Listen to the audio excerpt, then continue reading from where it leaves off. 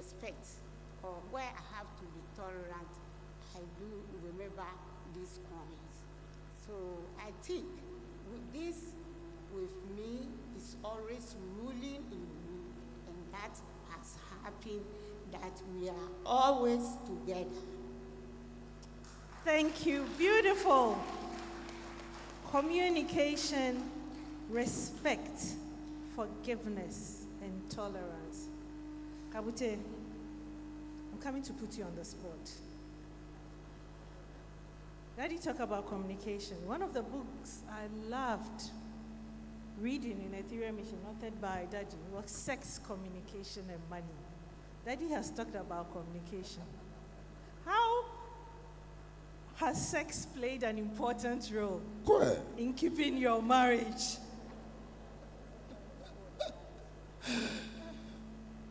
EFUA, ROCKSON. The one and only. Well, so it's been an interesting journey. Now, I think this is from my life in Etherean Mission, because personally, I was never too giddy about sex. Let me be very honest. Right from growing up, going through secondary school to the university, I was never the guy who was like, it's like a holy grail for most guys. I went to a boys' school and I was in a boarding house, and some things didn't make sense to me. Let me give you an example.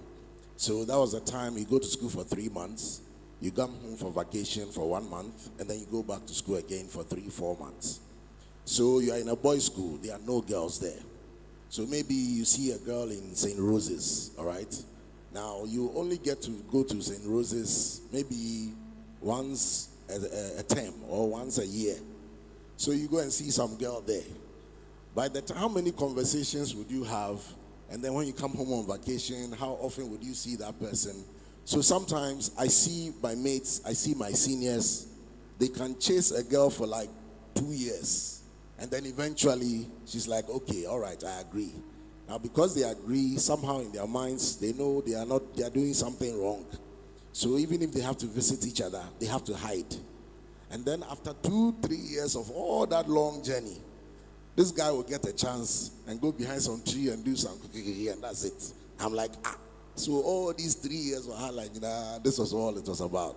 So to be very honest, I was never that, person. But I was, even though I was never that person, I was still very informed and I was very educated. I remember some lessons and conversations that we had under the feet of Brother ISHMAEL. I remember certain questions. There are questions I asked Brother ISHMAEL that I can't repeat here, and he answered me just like that. I'm talking about quote and unquote raw questions. Do you understand? Because we had the blessing of access to him, and we didn't have the shame of talking about things like sex, things like, romance and things like that, So I considered myself quite informed and quite educated and quite prepared in advance, let me put it that way. But also because of that level of education that he gave me, I also had a sense of curiosity about it. And that was why I was never impressed about the things that, the boys were kind of doing around me. So when eventually passport was given, visa was given, it's now time to call all the archangels together. And then by their inspiration, you have to ensure that the choristers are good. You know what I mean? So we've had an interesting journey. Now, we've had an interesting journey. When we were dating, all right? Interesting. Yes, very interesting. When we were dating, I thought I was the one who, when it comes to us being together sexually, would be the one who is adventurous. and always looking for. Because my beloved Nora comes across as quite quiet and, but Charlie.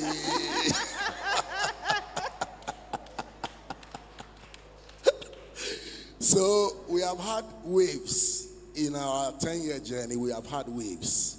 There have been seasons when I have been the adventurer, but I have also been pleasantly surprised in seasons where I've realized that I think I say a day, but Charlie, you know what I mean. So it's been quite an interesting journey, and fortunately for us, we've had a relationship where we talk. We truly talk with each other. And, we've had all kinds of conversations about what we want, what we like, what we're excited about, what we are not. Sometimes you execute, and then after that, we do post-mortem.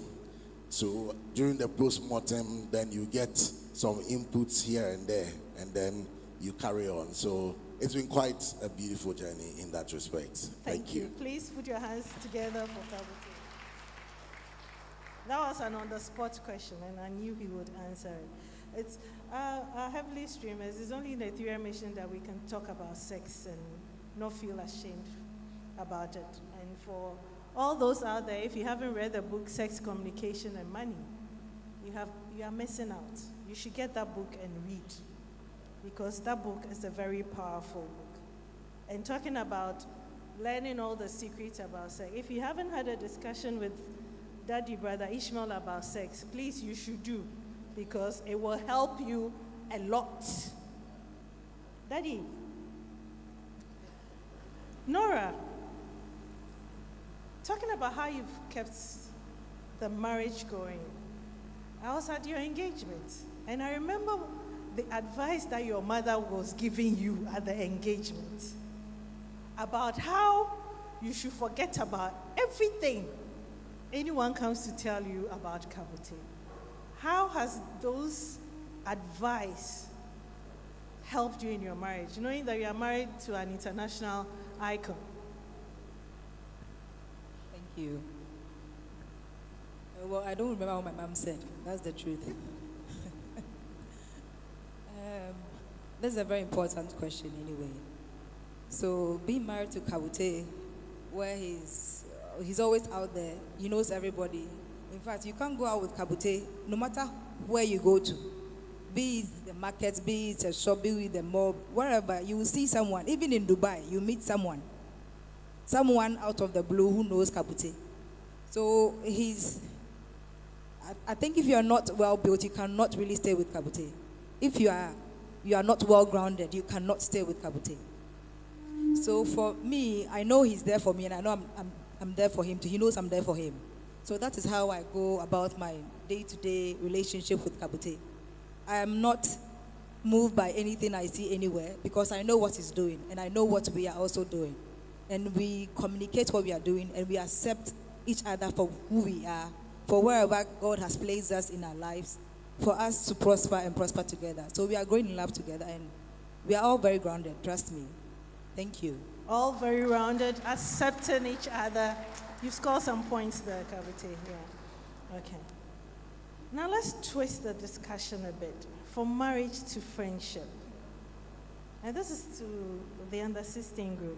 How have you maintained friendship just despite life challenges? I mean, you've had children leaving home. You've had husbands exiting. You've even had some of you in the group who have exited to the other life. And I'm sure financial challenges and all that. I mean, you've gone through a lot over 21 years. How have you navigated this? Thank you. Well, we started with our goals. Another slogan is P, go. When we say P, we are going. We are all adults whose children are almost grown up and married. So we decided today, let's go and visit a nightclub and see what the youngest boys do. So we all agree, we dress up and we move to a nightclub. Or today, let's have a lunch somewhere and enjoy, just like any other person.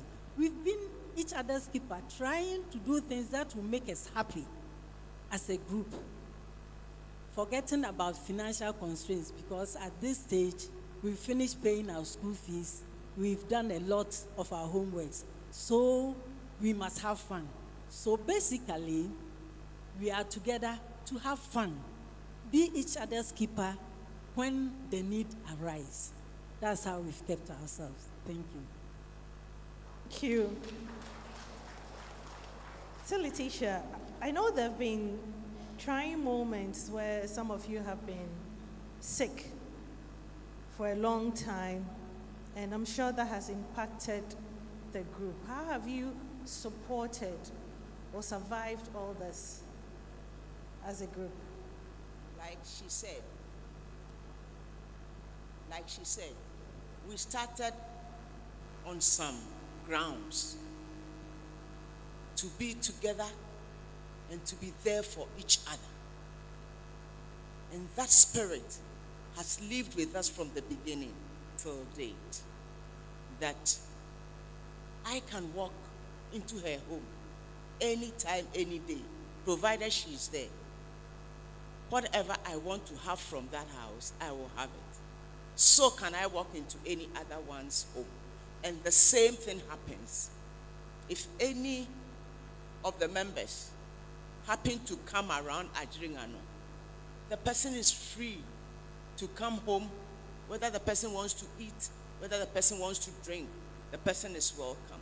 So that spirit of oneness, unity, love has been with us. We started with it and it's still moving with us. Those who get sick, yes, we visit, we support. Like she said, we finished paying school fees. We don't pay rent. None of us in the group pays rent in Accra.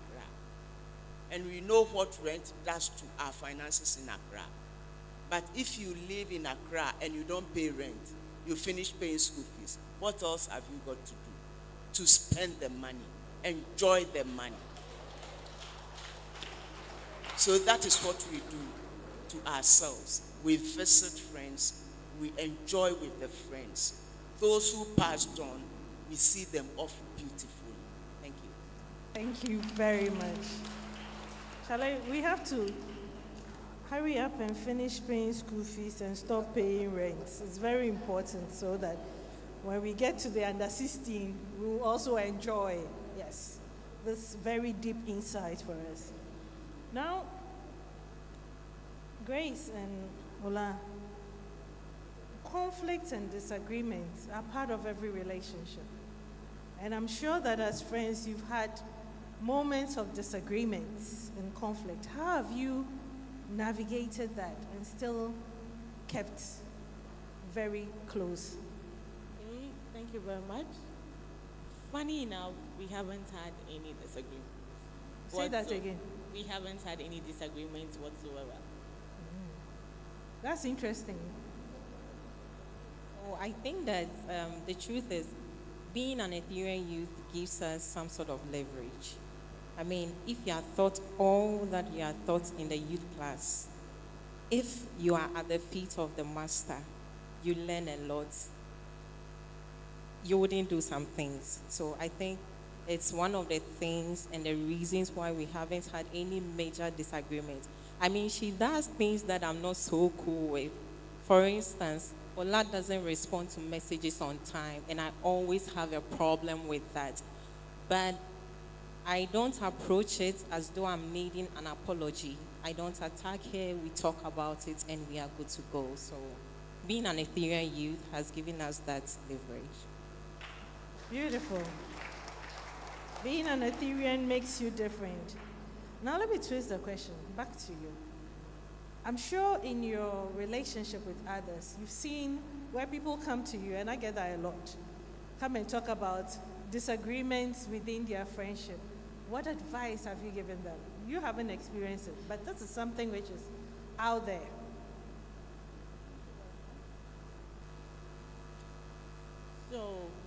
It depends on who is coming to me. I mean, you look at the personality of the person, what happened within that situation. You listen, so I don't listen to just one side of the story. I make sure I get both sides of the story. I don't judge. We listen, we don't judge. So that's what I do. Yes. Don't judge. But what advice do you give them? They should love themselves. Make sure they know who and what they are. Make sure that their spirit aligns with that of their friends. You don't get a circle of friends where naturally your spirit don't align with them. Get people who love themselves and love you equally. That's what I get. Please add to it. So personally, I get that a lot.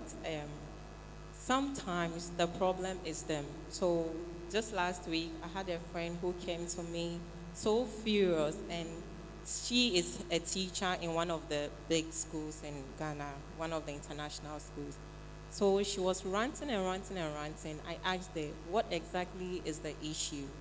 And the problem was the fact that her kid or her student had forgotten all that she taught over the previous week. So I asked her, is the anger really about the fact that she has forgotten, or you are frustrated that you can't find a better way to help the child? At the end of the day, she came back to me and said, Grace, you're right. I think I need to find new strategies to help that child. And there was no need to be angry. So sometimes I really help them to find out what exactly the problem is. Are you the problem? Do you really have to be frustrated about the whole thing? So yes, again, Etherean mission. Ethereum mission. I have an experience to share. I mean, just on Friday, Valentine's Day, my team and I decided to do something very common in Ethereum mission, which was to hug. So I decided to hug each member of my team to let them know how much I appreciate and I love them for the support they give me at the office. And for me, hugging is something very simple. But at the end of the day, one of my teammates came to me and was like, Madam, thank you very much. I don't really remember the last time I received a hug like the one you gave me. And I was like, wow. So I asked him, where do you go to church? It was a charismatic church. Okay. So I hugged him again. I said, anytime you need a hug, come, I'll hug you. Because in my church, we hug and we hug and we hug because it's part of us. But it goes to show that things we take for granted here in the Ethereum mission, out there, hugging is such a big deal for people. And for me, hugging is one way of letting the person know that I'm in your space and I care. So I think I posted it on my LinkedIn that everybody should go out there. If you hug, a hug. Give a high five, because then you are sharing love and spreading how much you appreciate. And I think our friends, we hug. So at the end of this session, we are going to hug because it's very important. Now we've talked about how we've kept ourselves together as friends. But one of the key things that came up, communication, we've talked about sex, it's about financial challenges. And Daddy and Mommy, how have you handled that pressure? Because it hasn't always been smooth. When with 5 children, all adults, school fees, food, rent, car problems, everything, and even the pressure from external family that comes on to the marriage. How have you managed all this and still kept together without breaking apart? And what are some of the secrets that you can share with us? Well, I would say the family helps us a lot. Her family has been a good help to us. Why do I say so? When we need advice, I consult the family. You talk about hacking now. My father-in-law shared that with us. This gentleman, I don't shake hands with him. I hack him. That's the difference. So we've kept that and we go with that one. There's a point when we don't have money, we know friends who support us. You just go there and then share your problems with them, not to an extent that maybe you don't have some money. But you speak, and then they know that they have to help. Because one way or the other, we'll be helping them. So we must keep that together and then know that with this we can sustain our marriage. Thank you. Eddie. You know, when we got married, what all that we do is no more I, it's we. That is the most important thing that is really on the financial line. So we do things together and we plan together. And if we're happy that we invest and it comes back, the investment comes back, we enjoy together. If it doesn't come back, we enjoy what has come. And there is no problem. Nobody gets worried. And as he said, we sit down and plan what is happening to us. Then we go around the way and see how we live in it. We cut down some lifestyles and let the children know that this is what we are having and this is how we are going to live. And they compromise with us too. And we live on like that. Thank you very much. The we factor, no longer I, and making sure that you set priorities so that at the end of the day, you come out of whatever challenges you have. And there's one thing I love. You said you speak to the children. Daddy talk about communication. It means communication is not just between the two of you, and it also the other members of the family who have a say in what is happening in the marriage and at home. So that's very important and beautiful. Mr. and Mrs. OCANSEY'S, you were a very young couple. 3 children under 10 years. How have you managed the pressures of bringing up children, working, I know how busy you are, and still keeping together as a couple? Because that phase, I know, can be very trying. All right, so when we got married, we said that we're not going to necessarily intentionally do anything to delay childbirth. However, we wanted to be with each other for a while before, if it comes, it comes. So we were not necessarily doing anything in particular to prevent it, but we wanted to enjoy each other's company for that season so that when they come, we know we would never get that time of just the two of us being together by ourselves. And it so happens that maybe we enjoyed ourselves too much and then the first one just came. So we immediately had to go into evolve from one stage of our relationship to a new stage where we had, our first daughter coming in. And when we started, the conversation about money and income and all of that was an important one. We had that conversation. However, I think just like Mommy said, we as well had come together with the clear understanding that we were building one unit together. And so in building that one unit together, each of us cannot be everything for both of us. One of us has to be some things for both of us, and the other has to be some things for both of us. So I remember, for example, that when we started, when we got married, fortunately, again, because of Etherean mission, because of Brother ISHMAEL, I remember all the father figures that I look up to in Etherean mission. Whenever I had conversations with them, they were proud and confident to tell me that, Charlie, go and make money.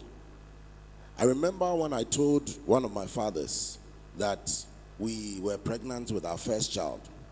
He called me to his house. He said he wanted to talk to me. I got there around 1 p.m. We were together till about 6, 7 p.m. and he hadn't really said anything. So around 7:30, I asked to leave, and I was a bit confused. So when he saw me out to the outdoor of the house, then he said, "Oh, the real reason why he called me is just one sentence. So now he wants to tell me that one sentence." And he says that, "My son, to have a child for a man, the joy is one day. After the first joy, the rest can't go on. So go and make money. Because when you make money, even your prayers are different. How you wake up is different. How you sleep is different." So I think at the back of my mind, I've always had this acceptance that it is okay to make money, and it's okay to break the normal path that seems to have been established for all of us. And I think that thing at the back of my mind for me is one of the things that has found me where I am. Because if I look at where I am and what I do, it is just come from nowhere, let me put it that way. But I remember my wife has a master's degree in accounting from the UK and came back to Ghana, and we got married. She was working in a bank, and she told me one day that honestly, this bank thing is not for her, and that she would love to be able to nurture and build our home. So I was like, okay, why not? So we agreed to have an arrangement where, because of what I do, by no fault of mine, I am not as available at home as I may even want to be, or as others think I should be. But I can gladly and confidently say that for every moment that I have not been there, nothing has been lost, because I know my wife is there for me. And in that same vein, when I step out into the marketplace and I'm chasing the things that I need to chase, she can also be confident in knowing that I am also out there for her. So if I go, whatever I get, it is us. And if I come home, however how awesome our children are, it is for us. And that's the essence. And I remember there was a time, sorry this has been a little long, but I remember there was a time she came to me and she was like, she's feeling bad that it seems I'm carrying all the finances of the home.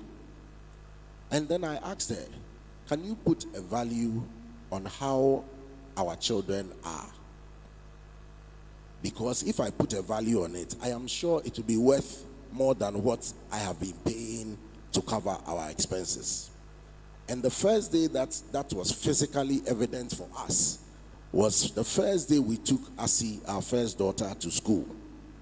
To be honest, when she was enrolled and we took her to her classroom, I had to ask the teachers, are you sure this is our daughter's class? Because literally, physically, she looked like she was 2-3 years older than all her other mates in the class. And that day, I turned to my wife and I told her, do you see the product of what you have done for us as far as our children are concerned? So I think the very first thing to summarize it is that we have been built with a mindset that makes us comfortable to pursue and to make money from unconventional sources as Ethereans, and we find our own formula to make it work. Our formula may not work for everybody else, but for us, it has been a perfect formula, and we're grateful for it. Thank you. Thank you. So, to my mummies, as Kabute was speaking, this question came to me. You know, we haven't discussed it, but I think that it's wisdom. I know both of you married, have been in marriage one way or the other. What is it about marriage that has kept your friendship? What are some of the lessons from being married that has kept your friendship going? Well, as a married woman, you have to be tolerant, patient, and, sacrifice for your whole family. That is a key word in marriage. You don't have to be selfish. You must go all out to give your best in the marriage by supporting your husband in diverse ways, not only financially, but there are so many things that make a successful marriage. So that is it.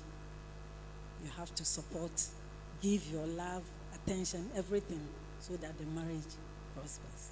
Thank you.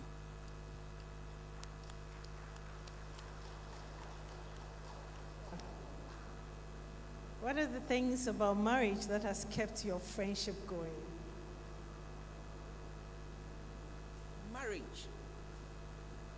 is a union between two matured souls. Once you go into marriage, you become selfless. If you want the marriage to work, you have to be selfless. There should be humility, and there should be a way to communicate to keep the home. It is the same attitude that we've taken into the group under 16.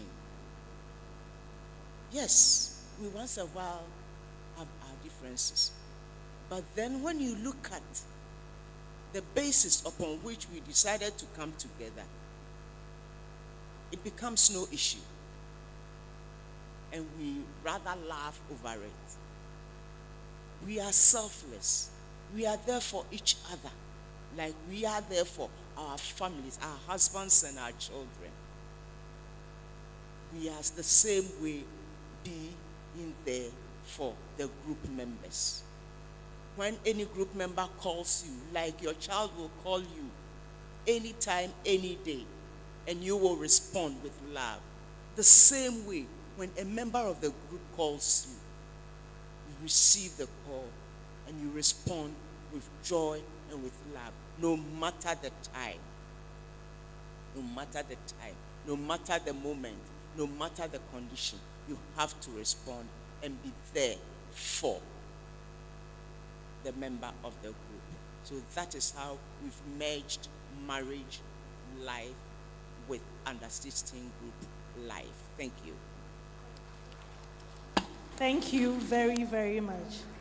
Now to my beautiful friends. You're not married, right? Oh, okay. You're getting married very soon. Yes, very, very soon, I know. What are some of the lessons that you've learned as friendship that you think you will carry into marriage? I think common goals at a point, aligning interest, and helping each other become better. I'm saying this because at some point in the life of a youth, you are very confused, seeking clarity here and there, trying to attain some sort of balance in all areas of your life. And when we got to that stage, it really helped our friendship. You know, we were on a quest. How can I be spiritual? How can I evolve spiritually? Now I'm done with school. What's next? You know, that kind of communication, that kind of goal we were both seeking to attain, kind of brought some strength. It moved the relationship to a certain level. So common goals, aligning our interests, and working to support each other's growth. I think in-depth communication also helps. Thanks be to God, Grace is in the Dominion ministry. So because she's in the Dominion ministry, sometimes I have questions pertaining spiritual issues, aspects, questions to ask. And sometimes I know, I can't call Braben by this time to ask him. So I'm like, Grace. Sometimes I can call Grace around 10, 11. Grace, Braben said we should do this. How do I go about it? And then she'll take her time to see me through step by step. And through this journey, we decided to embark together. One question leads to the other. We have in-depth communication that it even extends beyond our spiritual questions into reality. Okay, I'm having this issue. How do I go about it? I have this solution, but is it really feasible in reality? So I think the frequent communication and an in-depth knowledge about one another also helps. Frequent communication, and be there for one another. Now we're going to take our penultimate set of questions. And this is to Mami. What has been the greatest sacrifice you have made in your marriage? The greatest sacrifice? Yeah. We were in the marriage, and one time he got sick, very, very ill, which had brought down all our resources and everything down, because the sickness lasts about 3 years, and even healing back to 2 years. So you can just imagine how taking care of him has made me also stop my work, and because he needs a lot of attention. And I sacrificed myself for that. And even taking care of the children at that time, their needs and paying their school fees became very, very difficult for us. In fact, we have to visit friends upon friends to help us. Even sometimes some of the friends will say, I can't even give money to where the person is dying like that. If he dies, how can I get the money back? But lo and below, by the grace of God and by the treatment from Etherean Mission Clinic, which our founder, Dr. Brother ISHMAEL TETTEH, is the doctor of the clinic, was the one who worked on the sickness, and he became well again. So that time was very, very difficult. I sacrificed my everything to that period, and by His grace, we were able to come out from it. And so the sacrifice was indeed worth it. Mrs. Okansey, Kabute has talked about your greatest sacrifice from his perspective. What has been the greatest sacrifice you've had to make? Not what he said, from your perspective. Well, it's going to be from what he said. Because the we factor, eh? Yes, the we factor. Going to school, we go to school to enhance ourselves so that we can eventually make money. So from what he said and from all of you have heard, I haven't really made use of my education in the sense that probably I could have been working somewhere and getting paid, and we could have been equal on the same page when it comes to our finances. But that sacrifice that I will talk about is me putting my school education down, dropping the certificate, and taking care of the children. Because Kabute was, well, he's someone who is never really going to be around because of what he's doing. He has to go, I used to call him a tenant, because he leaves first in the morning. By the time he comes, you are sleeping, you don't see him. Even today, whenever he's come, you don't see him, because he has to come like in the morning, AMs and AMs and AMs upon AMs. So my greatest sacrifice, I will summarize, is I have been there for my kids, and I'm still there for them. And I'm not feeling any regrets in doing that. But that is my greatest sacrifice. Thank you. Beautiful. Mummies, what has been your greatest sacrifice? My greatest sacrifice for the under-16 group, Friendship. Yes. friendship, is to open up my house to them. That's where we have our meetings. Whenever we are organizing a meeting, I get up as early as 5, set up the tables, everything. Though I'm the president, I lay myself down to make everything comfortable for them to enjoy. And I think it's a great sacrifice for the group. Thank you. Oh, sacrifice and humility. Malitisha. My great sacrifice I have made for the group is that wherever I am, there should be joy and laughter. So I turn myself into a comedian whenever we meet. And I make sure, even you, if you are not happy from home, when you get to the meeting grounds, you have something to laugh about. I remember one day we went to a brewery, and then I don't eat anything made out of corn. So I don't like going near Banku. And then they said I had drunk some Baileys, which I didn't drink alone. We were 3 who drank that bottle of Baileys. And then our president got upset. And she said, "Come here." I didn't know she was holding a ball of Banku. She said, "Turn around." I turned around.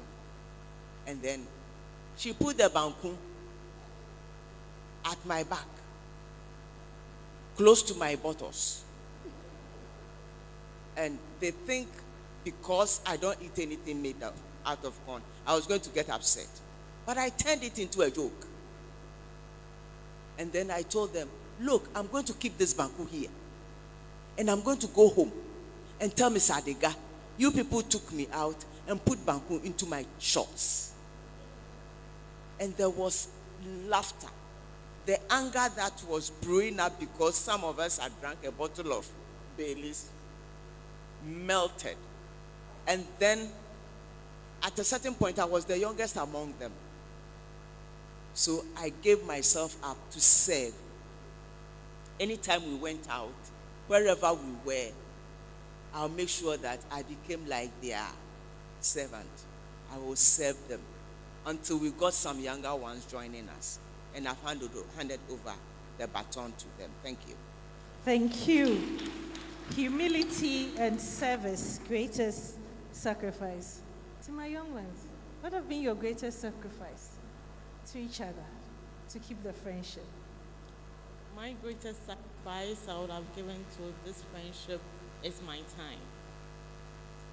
I know there are some instances I'll be like, this is a time for me to go and spoil myself.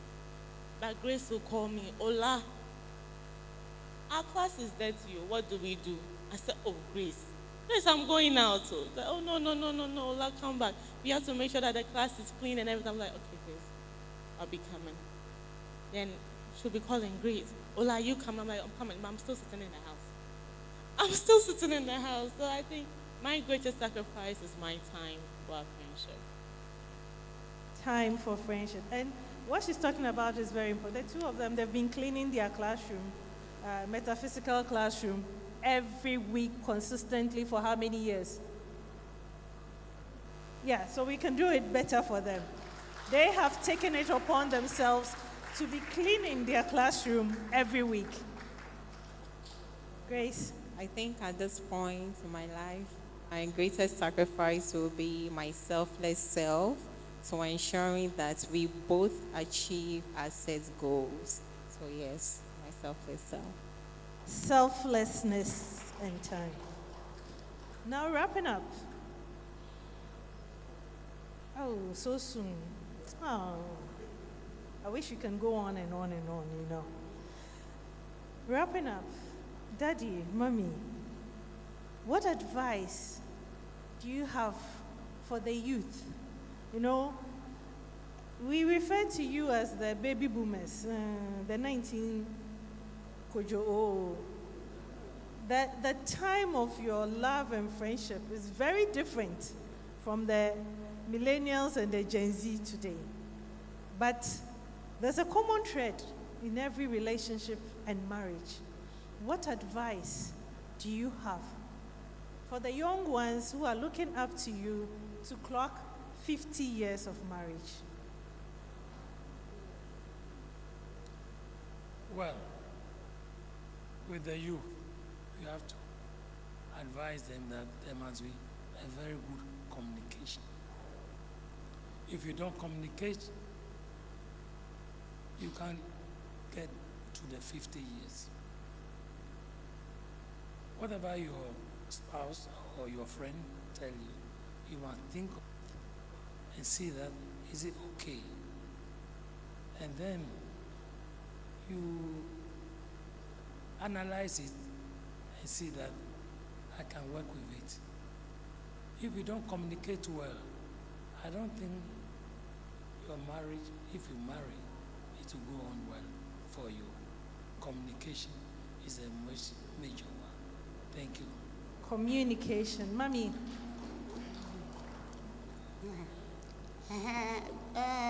What I've told the youth, that marriage is not so easy, because when I was going into the marriage, I thought it would have been so luxury as I was staying with my parents. But as soon as I enter, about 1 year, I find out that I have to learn so much in the marriage. First, I have to study the man I'm living with, to know his wishes. And I did that. And second, I found out that it's my man who always, many of the time, will wrong me. And as ISHMAEL taught us last time, that we should take the men as our children. And it sounds different to us, but it's very, very important. If you stand like that, that is where you can forgive your husband anytime he wrongs you. Because your child, we forgive our children easily. So if you take the man also as your child, it's easier for you to forgive him anytime the issues come. So I stand on that firmly, and then I would say in the marriage there must be respect. As I told you, my auntie gave me the coin of respect. And in the marriage, we the women have to tolerate a lot. And all the time, make sure you are on the top, because we make marriage. We the women are the people who make marriage. So you are on the top of everything that is going on in the marriage, the home. And you must make your home for everybody, your husband, family, your family, to come freely and go. Though if somebody wants to bring in any quarrel, you can, if any of them think of bringing something, a query, you can come and stand in my home and query, because I will receive you with love. And that will make you go back with your query. So we should take both sides as our family, so that issues don't come to your family. Thank you very much, Mommy. Mr. and Mrs. OCANSEY'S, you married with the phones. You married when mobile phones are part. And now, most marriages are breaking because they are married to their phones and not to each other. What advice do you have for the technology babies? They grew up with phones. And a lot of marriages are breaking because of mobile phones. What advice do you have for us? Well, I have to admit, I am one of those who is addicted to their phones. Because a lot of my work, a lot of what I do, it happens through my phones. But I have learned over time that there are times that I have to separate myself from my phone. So, because for me, my home is my office as well. So sometimes I am at home, but I am in the office. So the disadvantage is that there's no separation between home and being in the office, because the family is still around you. And so you still have to find a way to engage. Well, we honestly have to learn, as all of us will become dependent technologically one way or another. And with the advancement of AI and all other things, we will get more and more into technology. But the truth is that technology will never replace human connection. And so the truth is, marriage, I have learned that marriage does not happen. You make it. We have to make it. So my advice is, be very intentional. I mean, one of my favorite words in all of my life is being intentional about whatever it is that you want. If this is really what you want, then make sure you are taking actions and you are doing things that are truly taking you towards what you want. Because a lot of us, what we pray for and how we live our lives don't align, if you understand what I mean. So if you say you want to live a beautiful marriage, be intentional about it. Now, I also understand that no two marriages are the same. It's almost like a fingerprint. You will take advice from everybody, but when you finish, you go and mold your own according to your specific circumstances. And it is yours, it is nobody else's. So we are not marrying for somebody to be happy for us, or for somebody to be proud about us, or for somebody to say something. We are marrying for us, so be intentional about what you really want, be clear about what you really want, be intentional about it, but know that you are building for you within your circumstances. What I will also say is, do good counseling. Do good counseling. I won't lie. Our counseling that we had was difficult. I won't lie. Counseling with Brother ISHMAEL is like a university degree program. I mean, it took us, about 6 weeks.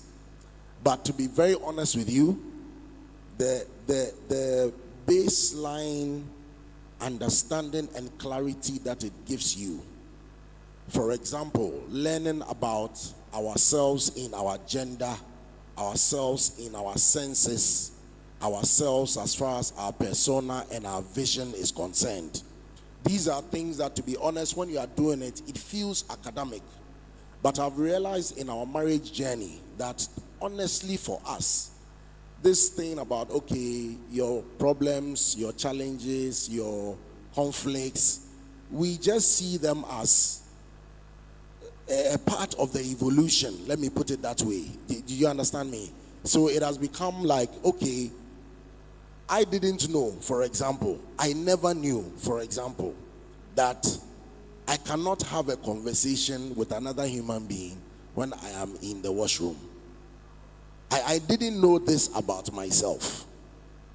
I don't know if you understand what I'm saying. You know, there are some people, when their partner is sitting on the bowl and they are standing in front of the door and the two of them are having a conversation.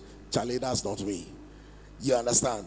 And that alone, you know, there's another thing I didn't know. I don't know if I'm allowed to say it. So this is interesting, all right? All of us know that as men, we are visually inspired, okay? And you ask the question about sex. For learning purposes, I would say this. I never knew that I don't like purposeless nakedness. I should explain. So I was shocked when I discovered about myself that I can't handle it when we are just in our bedroom, but maybe my wife comes from the bathroom and she's exploring freely like that. My spirit, I don't know, but I just can't. And it took me a while, but I figured where it came from. I grew up with my mom. Throughout my entire life, I never saw the nakedness of my mother. It never happened. So I didn't know that somehow in my mind, I had never faced that situation to even know that this is how I will react about it. And then I also discovered that I'm the kind of man who likes to unwrap his own parcels. You see? So I think that my advice is we will always be a part of technology, but be clear about what you want, be intentional in pursuing it, and also open yourself to discovery and enjoy the process of what you discover along the journey. Thank you. Thank you very, very much. Now, friendship is the foundation of love. What advice do you have for the 40, 50s, getting close to pension? You know, how should they maintain friendship that it will last even beyond the corporate work environment and all that, myself inclusive? Thank you. All I can say is, whatever you are doing, you should be true to yourself. Be honest in your dealings and be selfless. Open up. Don't do something expecting that, oh, I did this for my friend, so she should come and pay me back. No. Just open up and do whatever you can do to help a friend. And at the right time, you get your reward. You don't have to say that I did this, so tomorrow he should. I gave him jollof rice yesterday, and he always come to my house to eat. So next time he should also bring me banku. No. Maybe he hasn't got. So be open. Just give yourself out. Free. And at the right time, you'll get your reward as a good friend. Thank you.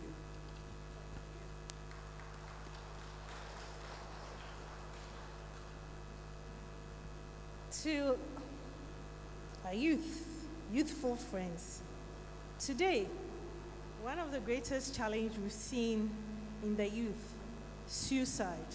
I'm depressed. I'm alone. I feel lonely. But you have maintained your friendship for 10 years. What advice do you have to the youth to cultivate meaningful, lasting friendship? I feel honored as a youth to say something to the youth out there. I would want to start by saying that in all of this, I've come to realize that the greatest journey is the journey of self-discovery, like Daddy would tell you. And fortunately for the Etherean youth, we have the tools to help you discover yourself. I believe that what mommies and daddies have said here, some time ago, if they knew this, it would have made their journey maybe very simple. So we have it now. Let us take advantage of what we have. Again, Daddy will tell you that if you hear any adult say, I wish I were a child, it depicts two things. mistakes made and opportunity missed. We have them here. We have the adults here. We have the tools here. As youth, let us just take advantage of that. And I'm sure we wouldn't be part of this. I'm depressed, I'm stressed, and all of that. Because by the time the stress comes, you already know what to do. So let's take advantage of all that we have here. In case you are out there and you don't have it, come to Ethereum Mission. You come to Ethereum Mission. Ethereans. Ethereans. I wish we could go on and on and on. But I know that we've learned, unlearned, and gained insights into how we can make our relationships, friendships,